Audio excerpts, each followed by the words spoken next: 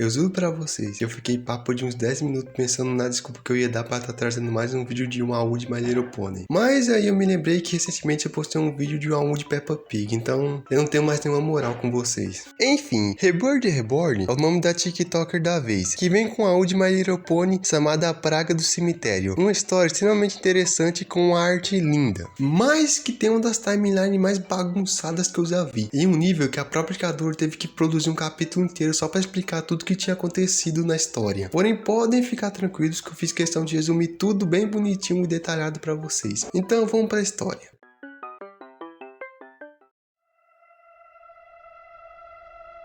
A história começa com a gente acompanhando uma personagem original da AU, que se trata de uma alicórnio conhecida como Scarlet Mistral, que caminha até um cadáver de um humanoide sentado em um trono. E juntamente com ela, a Scarlet trouxe um outro pônei acorrentado, que ela coloca em cima do tronco e diz: "Adeus, meu querido marido", e enfia uma faca no crânio dele. E assim que acorda, o cadáver pergunta por que ela tinha o trazido de volta. E a Scarlet fala que ela queria se tornar a nova governante de Equestria, pois a atual governante, a Celestia, não estava conseguindo levar o reino a todo o seu potencial máximo. E a criatura diz que ela iria conceder esse desejo. E a Scarlet, ouvindo isso, fica extremamente feliz. Mas enquanto ela estava distraída, o corpo do marido dela se levanta, só que agora ele tinha se transformado em um monstro, que ataca e devora a Scarlet. E no final, a criatura, que a gente descobre que se chama Mãe, diz que ela iria sim criar um novo reino, mas seria o reino dela. Depois disso, a AU corta para Applejack e o Big Mac coletando algumas maçãs até que eles ouvem a Apple Bloom gritando por ajuda. E quando eles correm em direção de onde os gritos estavam vindo, eles veem o marido infectado da Scarlet tentando pegar a Apple Bloom, que tinha subido em cima de uma árvore para poder escapar dele. E assim que vê essa cena, a Applejack fica possessa e ataca e mata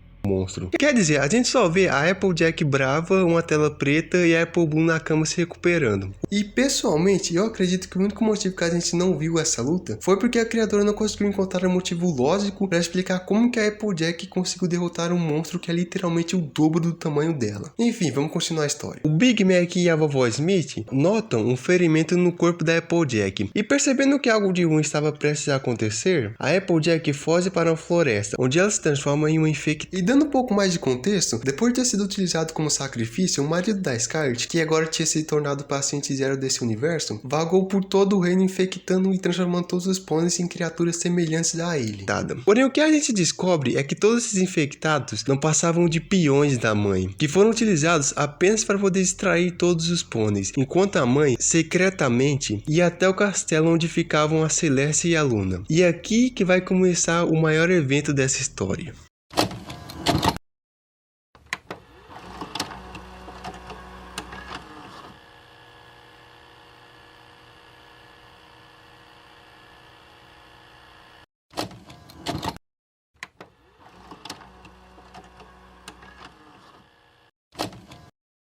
Tudo começa com a cena da Twilight e das suas amigas, todas felizes, exceto a Applejack, em mais um dia alegre em Ponyville. Até que a cena corta e quando ela volta, a vila inteira tá pegando fogo e a Twilight tá completamente infectada e destruída, apenas observando todo esse caos. Mas o que aconteceu aqui? Bem, depois de invadir o castelo da Celeste e da Luna, a mãe acaba iniciando uma luta contra as duas em que ela ganha. E a Celeste, desesperada e percebendo que ela iria ser derrotada, utiliza um ataque suicida que coloca fogo em quase toda a Equestria. E infelizmente, além disso não matar a mãe, só deixou ela ainda mais feliz, pois todo esse caos das Summers apenas iria ajudar a sua infecção a se espalhar com mais facilidade. Inclusive a própria Celestia acaba indo dessa para uma melhor, e a Luna desaparece, mas a mãe assume que a Luna também foi morta durante o incêndio. Bom, até agora a história estava seguindo uma linha reta perfeita, porém a partir daqui ela vai se fragmentar em várias histórias que acontecem paralelas uma das outras. Então a timeline que eu vou seguir aqui é a que eu acredito será correta, que começa com a Fluttershy, que foi uma das poucas que conseguiu escapar intacta do incêndio, até que ela acabou encontrando um passarinho ferido e tentou ajudá-lo. Porém, o que ela não sabia é que ele também estava infectado, e com isso ela também virou um monstro. Porém, quem aparece na casa dela logo em seguida é o Discordia, que assim que vê a Fluttershy nessa situação, utiliza a sua magia para trazê-la de volta ao normal, e consegue. E depois os dois saem da casa da Fluttershy e vão em busca de um local mais seguro. E no meio do caminho, eles acabam encontrando a Applejack infectada, e a Fluttershy, vendo a situação da sua amiga, pede para o Discordia curá-la, mas o Discordia se recusa a fazer isso porque, segundo ele, a Applejack não era amiga dele o suficiente.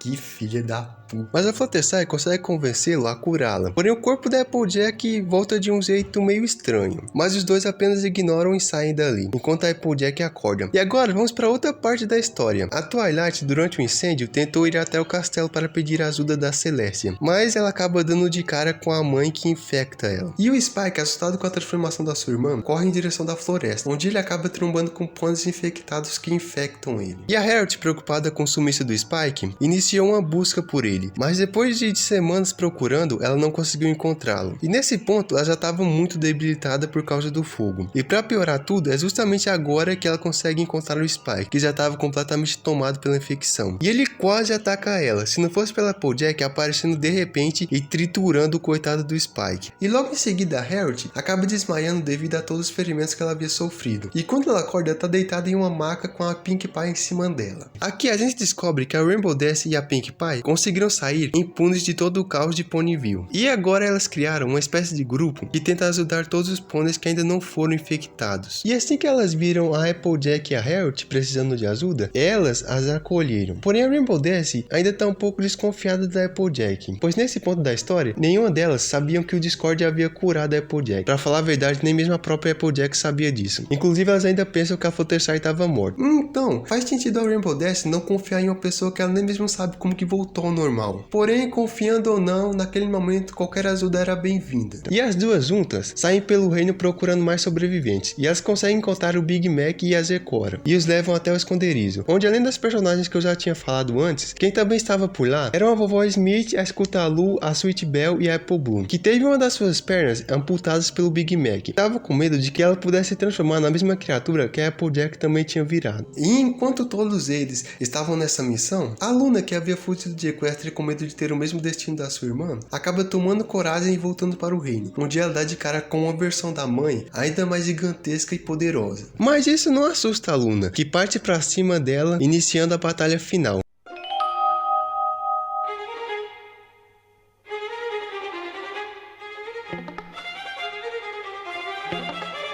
E no meio da luta, a Luna começa a pensar que ela iria perder, até que a Celestia surge na cabeça dela, a encorajando a continuar. E com essa nova motivação, a Luna consegue derrotar a mãe e consegue trazer Equestria de volta ao que ela era antes. E no último capítulo, nós vemos o que aconteceu com todos os personagens depois que a mãe foi derrotada. A Applejack e a Harriet, que teve todos os seus ferimentos curados pela Luna, vivem juntas em uma casa. A Rainbow Dash virou responsável por uma força-tarefa que caça os remanescentes dos infectados que ainda sobraram. A Fluttershy e o Discord criaram diversos memoriais em homenagem a todos que morreram durante o Apocalipse. A Pinkie Pie sai por aí, espalhando sorrisos e alegrias por todos os pôneis que sobreviveram. A Twilight, mesmo voltando ao normal, não saiu mais de dentro da sua casa, devido a toda a culpa que ela sente por tudo que aconteceu, especialmente com Spike. A Candace, que junto da sua família tinham se escondido dentro do Império de Cristal, conseguiram passar por todo o pandemônio tranquilamente. Sim, ela literalmente abandonou todo mundo para se ferrar sozinha. Esperta, não vou mentir. E por último, a Luna agora se tornou a governante de Equestria, enquanto agradece a Celestia por todo o sacrifício que ela fez.